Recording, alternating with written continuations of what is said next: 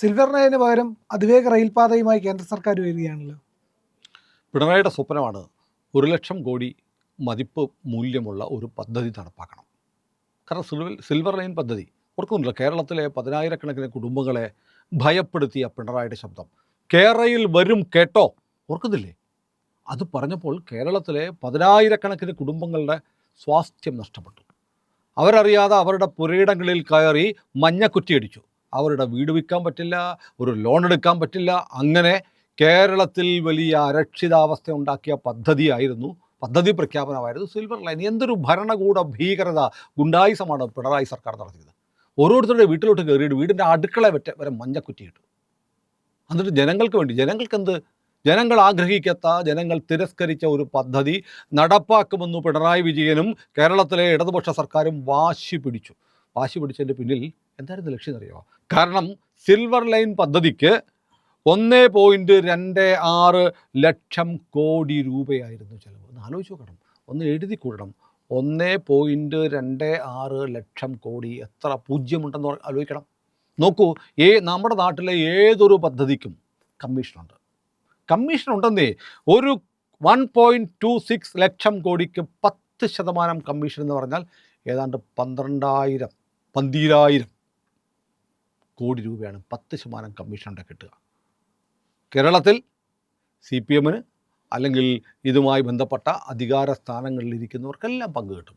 നമ്മൾ ലാവ്ലിനെ കുറിച്ച് കേൾക്കുന്നില്ലേ? ലാവ്ലിൻ പദ്ധതി വന്നപ്പോൾ 100 കോടിയായിരുന്നു കമ്മീഷനെന്നും അത് മലബാർ ക്യാൻസർ സെൻ്ററിൻ്റെ പേരിലേക്ക് മാറ്റിയെന്നും ഒക്കെ പറഞ്ഞുള്ള വലിയ പുകില്. ആ കേസ് ഇപ്പോഴും തീർന്നിട്ടില്ല. ലാവ്ലിൻ കേസ് തീർന്നിട്ടൊന്നുമില്ല. അത് സുപ്രീം കോടതി കിടപ്പുണ്ട്, CBI അപ്പീൽ.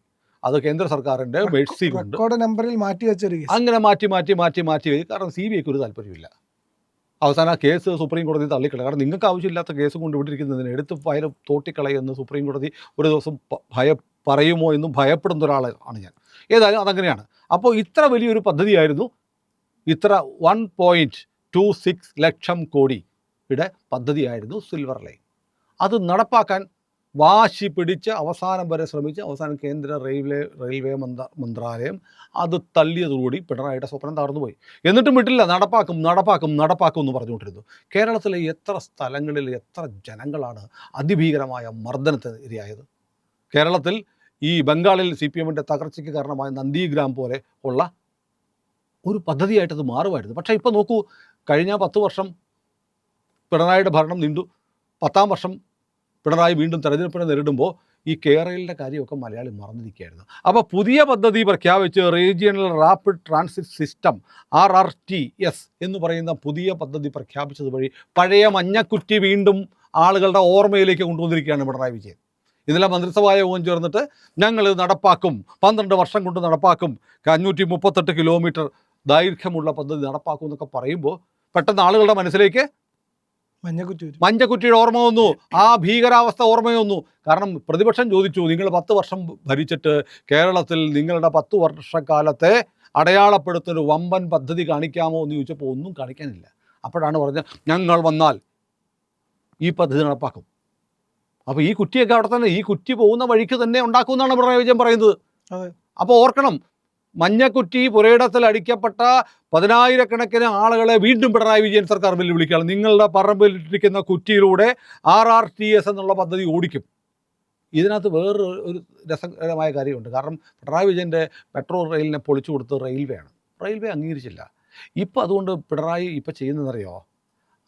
റെയിൽവേയുടെ അനുവാദം വേണ്ടാത്ത മെട്രോ നിയമങ്ങൾ മാത്രം ബാധകമാകുന്ന കേന്ദ്ര നഗര വികസന മന്ത്രാലയത്തിൻ്റെ പദ്ധതിയായിട്ടാണ് ഈ അതിവേഗ റെയിൽ പദ്ധതി വരുന്നത്. അപ്പോൾ റെയിൽവേക്ക് തടസ്സം വെക്കാൻ പറ്റില്ല. മനോഹർ ലാൽ ഖട്ടർ എന്ന് പറയുന്ന മന്ത്രിയോട് ഇത് സംസാരിച്ചപ്പോൾ നിങ്ങൾ പദ്ധതി DPR ഉണ്ടാക്കുക, നമുക്ക് നോക്കാം എന്ന് പറഞ്ഞിരുന്നു. അതുമാത്രമല്ല,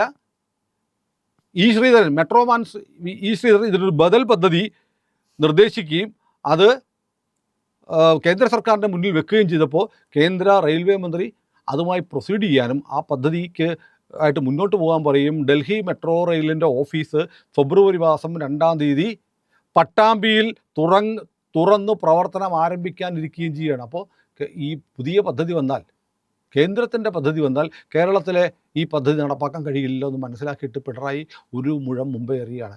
ഇനി ഈ 538 കിലോമീറ്റർ ദൂരമുള്ള പദ്ധതി മുകളിൽ കൂടെയാണ് പോകുന്നത്. നേരത്തെ കുറ്റിയടിച്ച് അതേ സ്ഥലത്തുണ്ടായിരിക്കും പോകുന്നത്. അപ്പോൾ ഇനി വീണ്ടും ലാൻഡ് അക്വയർ ചെയ്യേണ്ട. അതിന് വേണ്ടിയിട്ട് 1 കിലോമീറ്ററിന് 200 കോടി രൂപയാണ് ചിലവ്. അതായത് ഈ പദ്ധതിയുടെ മൊത്തം ചിലവ് 1 ലക്ഷം കോടി രൂപയാണ്.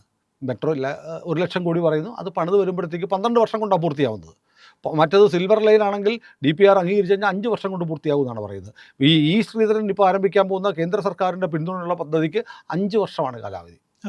5 വർഷം കൊണ്ട് പൂർത്തിയാവുന്ന പദ്ധതിക്ക് ബദലായിട്ട് വേറൊരു പദ്ധതി, സ്റ്റാൻഡേർഡ് ഗേജുള്ള പദ്ധതി, മെട്രോ പോലത്തെ, നമ്മുടെ കൊച്ചിയിലോടുത്ത മെട്രോ ഇല്ലേ, മെട്രോ ട്രെയിൻ പോലത്തെ ഒരു ട്രെയിൻ കേരളത്തിൽ തെക്ക് വടക്ക് ഓടിക്കാൻ പോവുകയാണ്. ആദ്യം തിരുവനന്തപുരത്ത് നിന്ന് തൃശ്ശൂർ വരെ, പിന്നീട് തൃശ്ശൂർ തൊട്ട് കോഴിക്കോട് വരെ, പിന്നെ കോഴിക്കോട് നിന്ന് കണ്ണൂർ വരെ, പിന്നെ കണ്ണൂരിൽ നിന്ന് കാസർഗോഡ് വരെ, ഇങ്ങനെ 4-5 ഘട്ടങ്ങളായാണ് പദ്ധതി വരുന്നത്. എന്നിട്ട് ഈ നമ്മുടെ കേരളത്തിലെ കൊച്ചിയിലെ മെട്രോ റെയിലുമായിട്ട് കണക്ട് ചെയ്യും. ഇപ്പം മെട്രോ ട്രെയിൻ കേരളം മുഴുവൻ ഓടിക്കാൻ പോവുകയാണ്. അതാണ് ഈ ശ്രീധരൻ പറഞ്ഞു കഴിഞ്ഞു, ഈ പദ്ധതി വയബിളേ അല്ല. കാരണം ഈ മെട്രോ നഗരവികസന മന്ത്രാലയത്തിൻ്റെ കീഴിലുള്ള ഈ പദ്ധതി മെട്രോകൾ മെട്രോകളിൽ ഓടിക്കാനുള്ളതാണ്. അതാണ് കേരളം മുഴുവൻ ഓടിക്കുന്നു പിണറായി പറഞ്ഞത്. പിണറായിക്ക് ഈ പദ്ധതി ഉണ്ടാക്കിയേ പറ്റും. 12 വർഷം എന്ന് പറയുമ്പോൾ അടുത്ത വർഷവും അതിനടുത്ത വർഷവും തനിക്കോ തൻ്റെ മരുമകനോ ഒക്കെ കേരളത്തിൻ്റെ മുഖ്യമന്ത്രിയാകാൻ കഴിഞ്ഞാൽ 1 ലക്ഷം കോടി എന്നുള്ള 12 വർഷം കഴിയുമ്പോഴത്തേക്ക് 2-3 ലക്ഷം കോടിയാവും. അതിൻ്റെ 10% കമ്മീഷൻ കിഴിച്ചാൽ അത്രയും പണം 24,000 കോടി കയ്യിലോട്ട് വരും. ആരുടെ കയ്യിലോട്ടെന്ന് ഞാൻ പറയാം, CPM-നായിരിക്കാം, അല്ലെങ്കിൽ വ്യക്തികൾക്കായിരിക്കാം. അപ്പോൾ അതുകൊണ്ട് 1 ലക്ഷം കോടിയുടെ ഒരു പദ്ധതി നടപ്പാക്കണം. അത് സ്വപ്നമാണ്. 1 ലക്ഷം കോടി എന്ന് ആലോചിച്ച് നോക്കിയേ. മിനിമം 1 ലക്ഷം കോടിയെങ്കിലും ഉണ്ടാവണം. അത് പദ്ധതി പൂർത്തിയാക്കുമ്പോൾ 1 ലക്ഷം കോടി എന്നുള്ള 2-3 ലക്ഷം കോടിയൊക്കെ ആണെങ്കിൽ 3 ലക്ഷം കോടിയായാൽ 74,000 കോടി രൂപ കൈ കിട്ടും. 10% കൂട്ടിയാൽ 10% വലിയ സ്വപ്നമല്ലേ? അപ്പോൾ കേരളം വികസിക്കണമെന്നുള്ള സ്വപ്നമല്ല.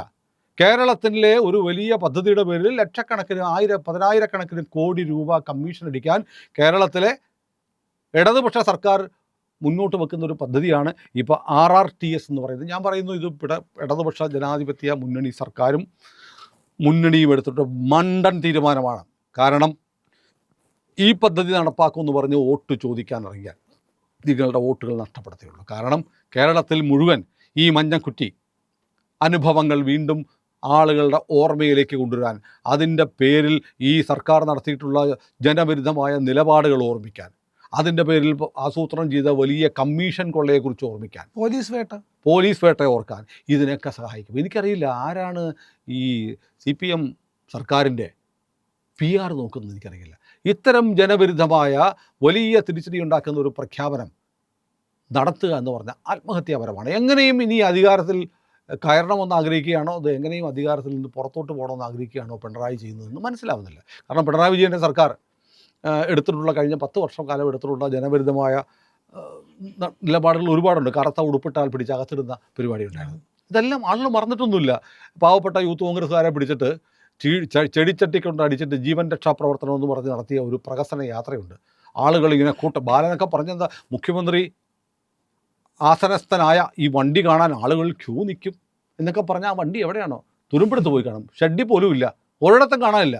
അങ്ങനെയൊക്കെ നടത്തിയ വലിയ അഴിമതി, വലിയ പ്രഹസനം, വലിയ ജനവിരുദ്ധതയൊക്കെ ആളുകൾ ഇങ്ങനെ കുറേ കഴിയുമ്പോൾ മറന്നുപോകും. പക്ഷേ ഇതെല്ലാം ഓർമ്മിച്ചെടുക്കാൻ സഹായിക്കുന്ന തരത്തിലാണ് ഇപ്പോൾ വീണ്ടും റെയിലിന് ബദലായിട്ടുള്ള ഈ സിൽവർ ലൈനിന് ബദലായിട്ടുള്ള ഈ പദ്ധതിയുടെ പ്രഖ്യാപനം എന്നാണ് എനിക്ക് തോന്നുന്നത്. കാരണം പിണറായി സർക്കാരിനെ എങ്ങനെയും തോൽപ്പിക്കാൻ തീരുമാനിച്ചിരിക്കുന്ന ജനങ്ങൾക്ക് ചില ഓർമ്മകൾ കൂടി ഉണ്ടായിരിക്കണമെന്ന് പിണറായി തന്നെ പറഞ്ഞു കൊടുക്കുകയാണ്. അതുപോലെ ഈ സിൽവർ ലൈൻ എന്ന് പറഞ്ഞിട്ട് അർത്ഥ അതിവേഗ പാതയാണ് കൊണ്ടുവരാൻ ഉദ്ദേശിച്ചിരുന്നത്. അന്നേ ഈ ശ്രീധരൻ പറഞ്ഞു, അർത്ഥ അതിവേഗ പാതയല്ല, അതിവേഗ പാതയാണ് കേരളത്തിന് വേണ്ടത്. എങ്കിലേ ഈ പറയുന്ന ദൂരം കവർ ചെയ്യാനും കൃത്യമായിട്ടുള്ള ഒരു റെയിൽവേ സിസ്റ്റം ഉണ്ടാക്കാനും കഴിയുള്ളൂ. ഈ പറയുന്ന ചെറിയ ട്രെയിനുകൾ ഓടിക്കാനാണെങ്കിൽ എന്തിനാണ് ഈ പറയുന്ന ദീർഘദൂര ട്രെയിൻ? മാത്രമല്ല, ഇപ്പോൾ ഈ ശ്രീധരൻ്റെ നേതൃത്വത്തിൽ വരാൻ പോകുന്ന പദ്ധതിക്ക് 200 കിലോമീറ്ററാണ് ട്രെയിനിൻ്റെ വേഗത, ഇതിന് 140 കിലോമീറ്ററാണ്. മാത്രമല്ല, ഇനിയിപ്പോൾ ഈ RRTS നടപ്പാക്കിയാൽ പ്രിയ അതിനകത്ത് ആലോചിക്കേണ്ടിരിക്കേണ്ട, അതിന് 20% ഉള്ളൂ സംസ്ഥാന സർക്കാരിൻ്റെ മുതൽ മുടക്കുക, 20% കേന്ദ്രം തരണം, ബാക്കി 60% അന്താരാഷ്ട്ര ധനകാര്യ സ്ഥാപനങ്ങളിൽ നിന്ന് വായ്പ എടുക്കാൻ പോവാണ്. വീണ്ടും കടം എടുക്കാം, തന്നെ കടത്തിന് മുങ്ങി നിൽക്കുക. അപ്പോൾ വേറെ മാത്രമല്ല, മസാല ബോണ്ട് അടിച്ചില്ലേ, അതിലെത്ര കമ്മീഷൻ കിട്ടിയിട്ടുണ്ട്. അപ്പോൾ 60% വിദേശ ധനകാര്യ സ്ഥാപനങ്ങളിൽ നിന്ന് വായ്പ എടുക്കുമ്പോൾ അവിടെ കിട്ടും ഒരു കിക്ക് ബാക്ക്. പിന്നെ പദ്ധതി മൊത്തം നടപ്പാക്കുമ്പോഴൊരു കിക്ക് ബാക്ക്. അപ്പോൾ കേരളത്തെ മുച്ചൂടും കൊള്ളയടിക്കാനുള്ള ഒരു വമ്പൻ പദ്ധതി ഞങ്ങൾ മൂന്നാമതും അധികാരത്തിൽ വന്നാൽ നടപ്പാക്കും. കേരളത്തിലെ ജനങ്ങളുടെ 10,000 കണക്കിന് ആളുകളുടെ കിടപ്പാടം നഷ്ടപ്പെടുന്ന ഒരു പദ്ധതി നടപ്പാക്കുമെന്നാണ് പിണറായി വിജയൻ പറഞ്ഞിരിക്കുന്നത്. പിണറായി വിജയൻ ഇപ്പോൾ ഒരു കാരണവശാലും ഇടതുപക്ഷം അടുത്ത പ്രാവശ്യം അധികാരത്തിൽ വരരുത് എന്ന് ആഗ്രഹിക്കുന്നുണ്ടോ എന്നൊരു സംശയം ഇപ്പോൾ എനിക്ക് തോന്നുന്നതാണ്. ഏതായാലും ഓർമ്മകൾ ഉണ്ടായിരിക്കണം എന്ന് പറഞ്ഞതുപോലെ കേരളത്തിലെ ആളുകളുടെ മനസ്സിലേക്ക് പഴയ മഞ്ഞക്കുറ്റി മനുഷ്യവേട്ടയുടെ ഓർമ്മകൾ ഉണർത്താൻ ഈ പ്രഖ്യാപനം സഹായിച്ചു എന്ന് പറയാതെ തരമില്ല. ഏതായാലും പിണറായി സർക്കാർ കേരളത്തെ രക്ഷപ്പെടുത്താനല്ല, കേരളത്തെ ദ്രോഹിക്കാനാണ് വീണ്ടും വീണ്ടും ആഗ്രഹിക്കുന്നത് എന്ന് ആരെങ്കിലും വിമർശിച്ചു പോയാൽ തെറ്റ് പറയാൻ പറ്റില്ല. കാരണം നമുക്ക് ചിലപ്പോൾ ആശങ്കയുണ്ട്. ചിലപ്പോൾ ഞാൻ ടു ബി ഫ്രാങ്ക്, ഞാൻ പ്രേക്ഷകരുടെ ക്യാമറയുടെ മുന്നിൽ പറയുകയാണ്, ഞാനിങ്ങനെ ആലോചിക്കാറുണ്ട്, പിണറായി ഒരിക്കൽ കൂടി വന്നാൽ എന്താ കുഴപ്പം എന്ന് ഞാൻ ആലോചിക്കാറുണ്ട്. പിണറായി ചെയ്യേണ്ട ചെയ്തികളൊക്കെ ഓർമ്മിക്കുന്നുണ്ട്.